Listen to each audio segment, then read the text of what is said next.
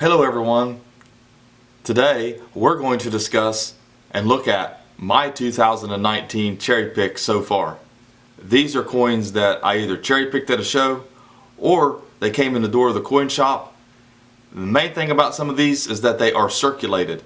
These were coins that were brought in that people just had and they didn't know what they had. And I showed them and I paid them for them. This is what it's all about. You can still find these coins in circulated condition. They don't have as much value as an mint state coin, but we do have a variety of coins I'm going to show you here as well. So stay tuned. So this is Daniel, and you're watching Coin Help You YouTube channel. Please like, share, and comment, and click the little bell beside the subscribe button. All of that is appreciated. None of these are extremely valuable. They do have some value, and we'll go over that. And what we're looking at here is a 1934 Philadelphia Mint Washington quarter. It is the double die of verse, and the double die area that you can see the most is right here in the In God We Trust. You can see the actual separation here.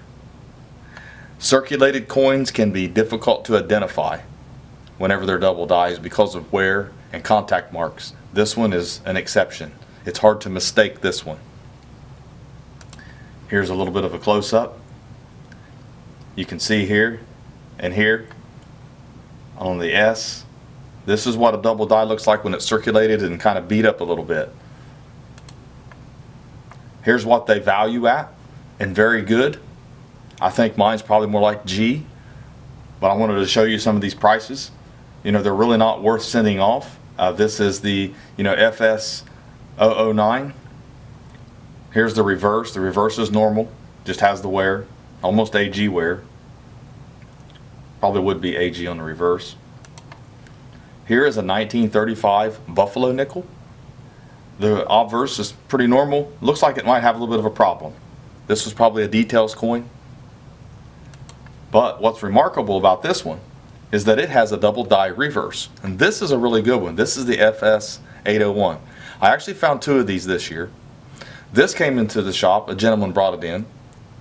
It was in a handful of junk coins he had, and I recognized it, and I paid him more for it, even though it's not really that valuable in this grade. I found another one that has graded by NGC Mint State 62, and that is pretty valuable. That one could be over $3 grand. And I found that in from a dealer. I bought it from a dealer and sent it off. They thought it was AU, and I thought it might be Mint State, so it ended up being Mint State. So I did pretty good on that. Here's up close of the E pluribus unum. You can see it right here. There's a little bit of a notch there, but there's thickness.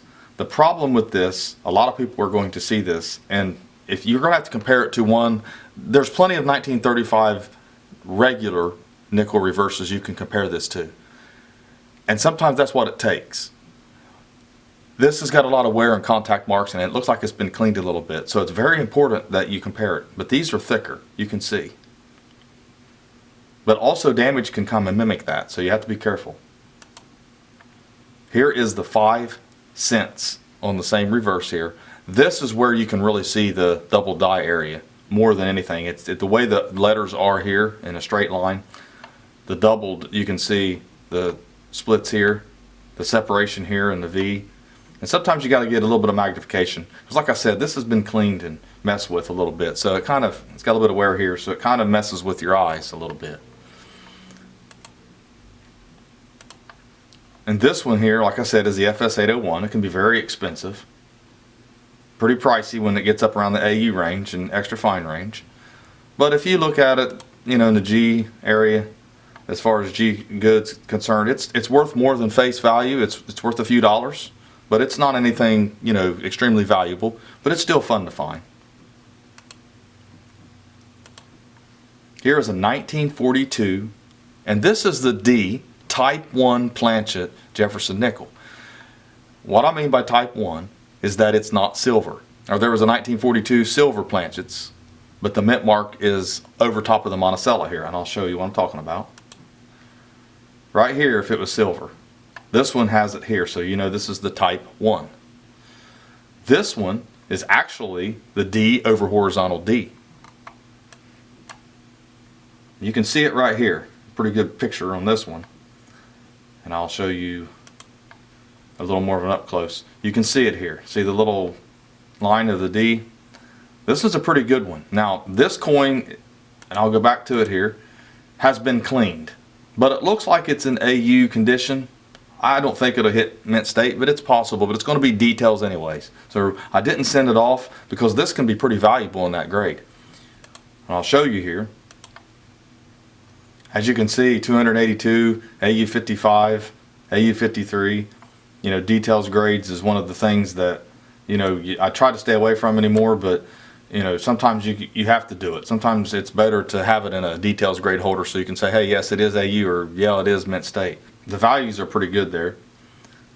So we're talking about, you know, FS, you know, 027. And you can see this one here has actually got details, net extra fine 45. It still sold for 146.88, so it's a pretty good find. Here, a lot of people know this one. This is the 1955 Bugs Bunny variety. And you can see that it looks more like vampire teeth, but it's a pretty good coin. It's a nice one I found. And you know, values on this one depend on whether it has full bell lines or not.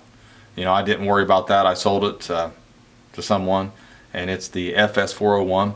But it has more value. I mean, you find one of these, typically a 1955, you can sell it for 10, 15 bucks uncirculated. You know, sometimes a little bit more, but if you got the Bugs Bunny variety, you can get, you know, north of $45 to $55 raw.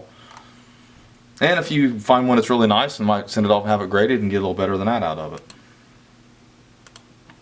Here's a 1922 peace dollar. This one's circulated, and it was something that I found. It was in a bag of coins that we bought from a dealer, and I was going through it looking at them, and I noticed this on the reverse. This is the VAM 1F. This is a die break in the fields, and you know, it's worth more if it was uncirculated, but in this grade, you know, 40 to 60 bucks. It's a top 50 VAM for the peace dollars. It's a nice one to find. Here's the values. You know, as you can see, an extra fine. You know, it's going for, you know, for 282 if you wanted to. That's a whole list of them. Here's what they are if you get them in the mint state grades. 232, 540. That's a lot with a bunch of them in it. Here's one at AU 55, went for 58. So you know, I did pretty good on it when I sold it. You know, it's a minimal value whenever it's circulated in the low circulation. You want those in the mint state grades. And then the next thing is I found a struck through grease on a state quarter. This was a 2004 state quarter. And you can see part of the Liberty's missing, the In God We Trust, some of America, and it's just all beat up from circulation. Whenever you have flat fields like this, it allows for more contact marks, and that's what happens to these coins. It's really busy. It's actually been, it looks like it's been cleaned a little bit or something, and here's the reverse. It looks a little more normal. You can see more details. I can show you the difference you see here. And I've added this one because this is what's important. These are pretty common. You can find greasers, what you can call them, on most denominations, especially the modern stuff. And if you go looking for the values of these, this is what you're going to find. Greasefield die, statehood quarters. 0 sold items and 0 up. That means this is not worth much, if anything at all. It's just not worth having graded. And it can cost you upwards of $80 to get one graded when you consider your shipping, line fees, and all that, because it's straight up 65 at PCGS. I think it's at least 18 at NGC, and also close to that at Annex.